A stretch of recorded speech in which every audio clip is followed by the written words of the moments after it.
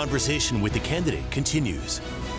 Welcome back to our Conversation with the Candidate and Candidate, Senator Amy Klobuchar of Minnesota. We're going to bring in our New Hampshire voters here to ask questions in a town hall format, and we're going to start with George Matthews. Okay, thanks, Adam. Thanks, George. You're welcome. Thanks for being here. I think the base problem with immigration is the fact that it takes more than 2 years to get a hearing. I can get a hearing on almost any other matter within months. This systematic failure leaves the immigrant in legal limbo and drives up the suspicion and anger of my friends on the other side of the debate. What are your ideas and thoughts on the real problems and solutions of immigration? That's such a great question, George, just because I see this as something that we should look at from an economic standpoint for our country. And we know the president is always talking about the wall, this $8 billion wall that actually put one of your naval yards here at risk, but saved by your two senators, Senator Shaheen and Senator Hassan, as well as your Congress members. But the point is that what we should be doing is talk about the economic implications here if we don't do anything. And the weight that you're talking about is about a number of people who have come in here that want to come in legally, that may want asylum.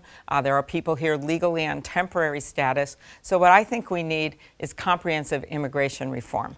I look at this as we need workers right now. We need them in our factories and our farms. We need them in our nursing homes and our hospitals. We need new ideas. And the economic facts are that around 70 of our Fortune 500 CEOs came from other countries. 25% of our U.S. Nobel laureates were born in other countries. Immigrants don't diminish America, they are America. So I really see it, if you start talking about it that way with people, and then, this is a great New Hampshire fact for all you fiscally careful people, the comprehensive immigration reform bill that passed with Republican support in the Senate brought the debt down by $158 billion because people start paying their taxes. That's how you pay for some of the security, and with your question, how you make sure these applications are processed so people can be accepted or rejected into our country. Thank you. You're welcome. Thank you, George. Next question comes from Carolyn Morrill. Hi, Carolyn. When you become president, if there was one thing that would be guaranteed as an accomplishment in your first year, what would that be? I say that would be doing something about our health care and the cost of our health care, especially pharmaceuticals. I would really like to bring the cost down of pharmaceuticals. They are nearly 20% of our health care costs right now, and there are ways you can do it while still respecting that we have a lot of great companies in America with a lot of employees, but the costs have gone way too high, and it's up to, as I said, almost 20% of our health care. So I would do that. I would do it with more competition, more generics, so you bring the cost down. Medicare negotiation, right now we're locked into these prices, and we're not unlocking the power of 43 million seniors. That is pretty powerful to bring prices down. And then the other, in addition to immigration reform, I'd also like to do something about climate change, but hopefully we'll get to that later. Thank you. Thank you. Thank you, Carolyn. Next question comes from Nancy Seeger. Yes. Thank you for being here. Thank you, Nancy. My question is, are you in favor of Medicare for all? And if so, how do you plan to implement it? If not, do you have a fiscally responsible alternative? Sure. I want to get to universal health care. And to me, that means bringing down the cost, but it also means making sure that people are covered.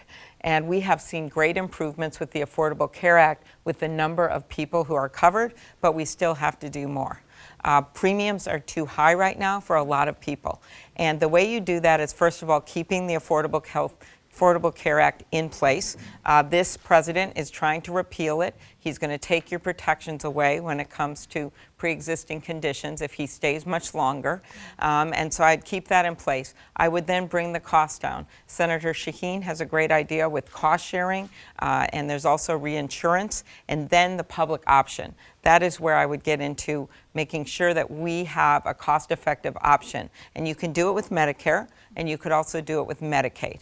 And both of those plans, the short term with the cost sharing and the reinsurance, and then the longer term, which is about making sure we have a public option, would bring competition in and bring those costs down.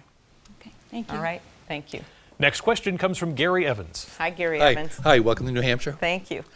So in this country, we have about 35,000 gun deaths a year. We have a president who's best friends with the NRA, so I think it's unlikely we're going to get any legislation from him. So when you take office, what would you do to actually do something about this?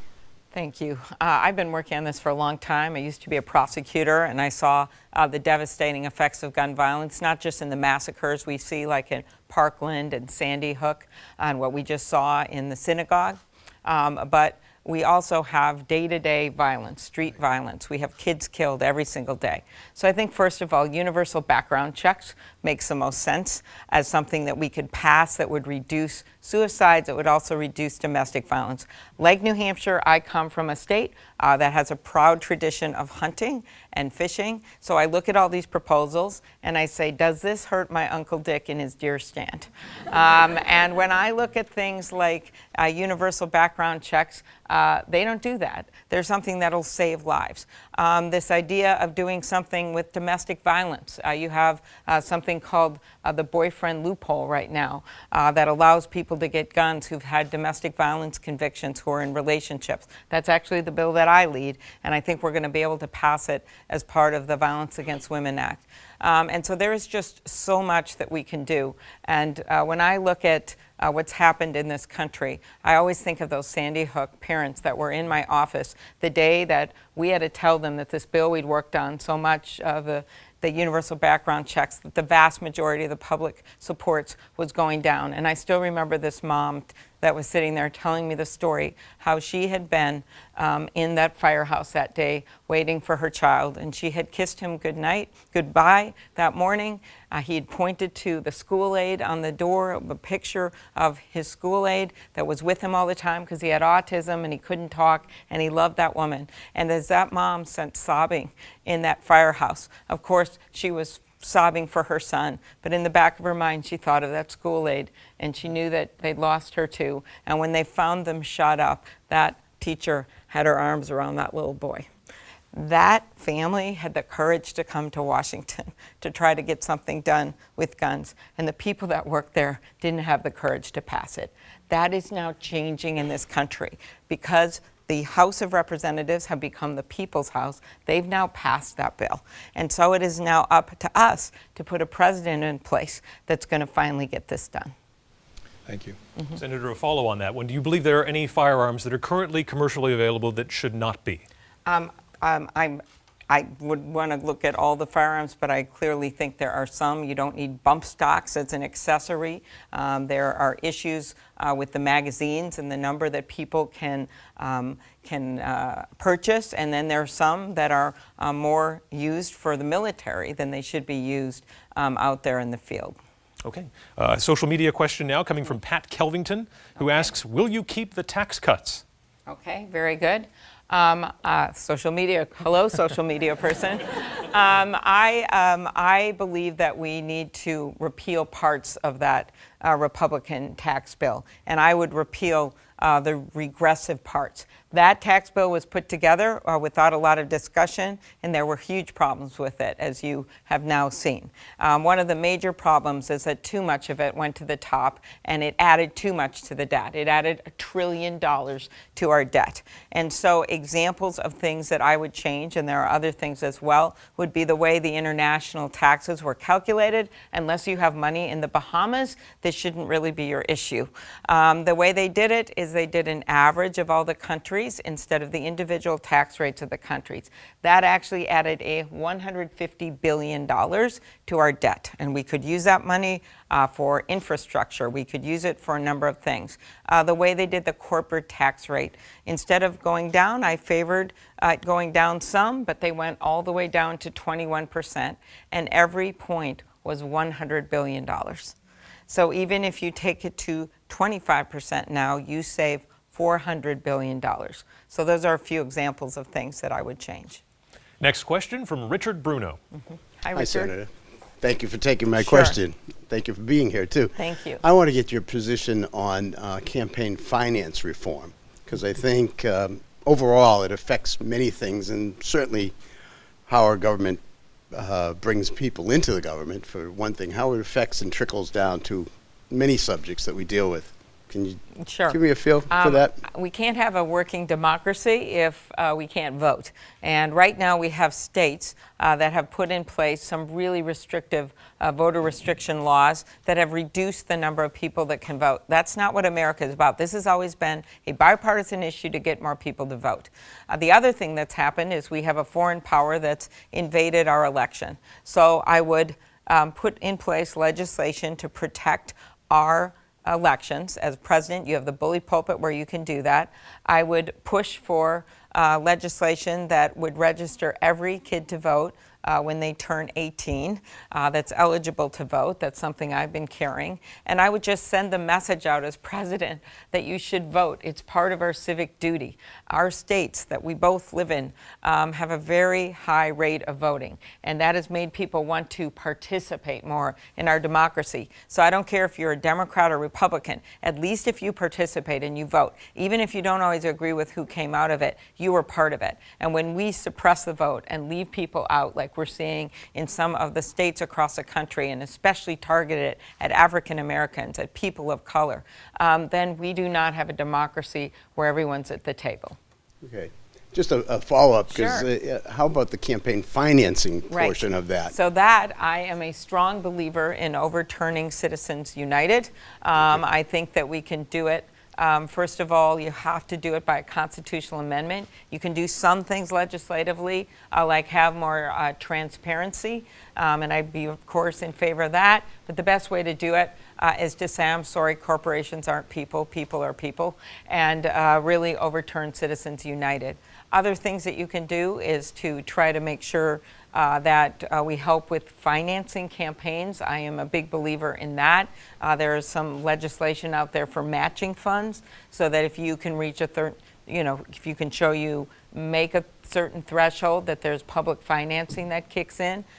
There's a lot of states, including mine, that do that. I think you should do that at the federal level as well. We just want to create an even playing field. And I am someone that ran without money for office. When I first ran for office for the U.S. Senate, no one could pronounce my name, and they wouldn't call me back when I'm calling around for dollars, and you have to raise like $10 million.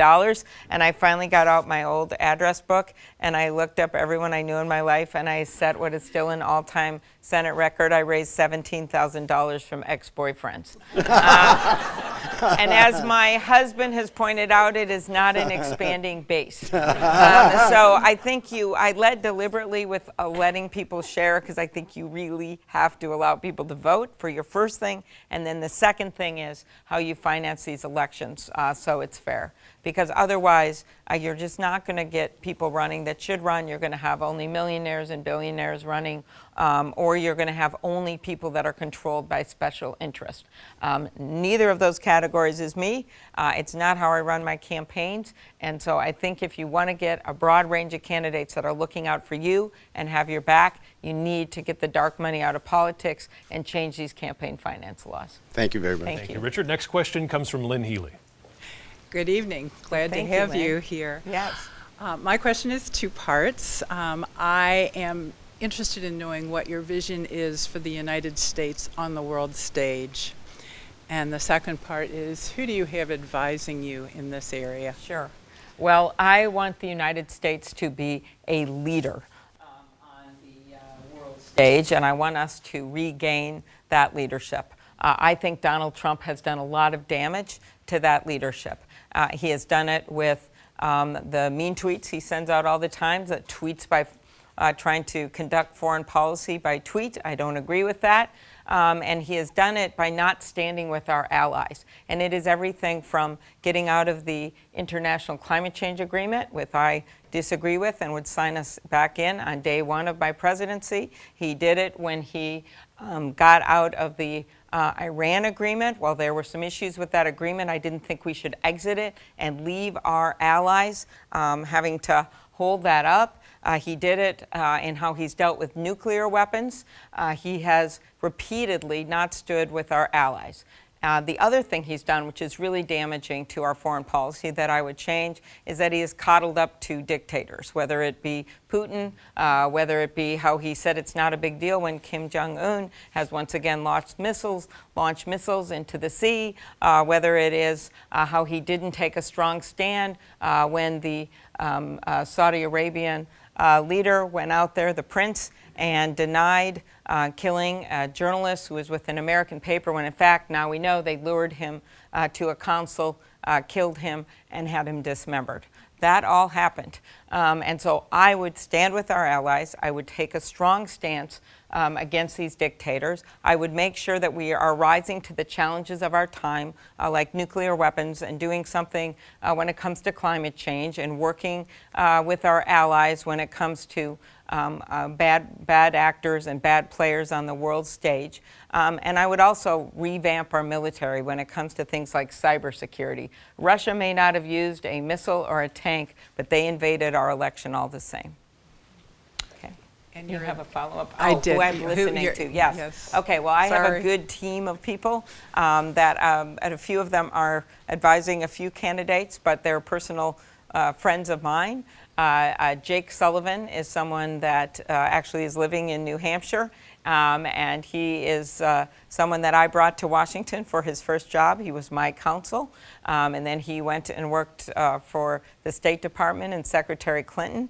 His brother Tom was also policy advisor to John Kerry and worked for me for 5 years as my deputy chief of staff, and later married my chief of staff. You know, very romantic, very romantic. And so those Sullivan brothers are both from Minnesota and good friends of mine. Another Minnesotan named Tom Nides, who is supporting me, was number 2 at the State Department, the Deputy Secretary of State. And then I have a number of other people that have worked on foreign policy, including in my own office, that are very experienced. So that is just the beginning, and there's many more people. I've been involved in this. Senator Shaheen is a true leader and is someone I talk to all the time about foreign policy. She was just in Munich leading the way after there was the Trump administration didn't show the kind of leadership you should have on that international stage. So she's someone else I would listen to. Thank you. Well, thank you, Lynn, and thank you, Senator Klobuchar. We've got about 30 seconds left here. Good. So what we're going to do is tell everyone that we can continue this conversation online and on our mobile app. We're going to have another 30 minutes commercial-free with the Senator and our crack team of New Hampshire voters here with their very tough questions. Yeah, they are good. Exactly. So we're going to continue online and on our mobile app. Do join us next Thursday here on WMUR and other channels for Cory Booker, a colleague in the Senate of Senator Klobuchar. But until then, we thank you for watching. Thank you to the Senator, and thank you to our New Hampshire voters for your questions.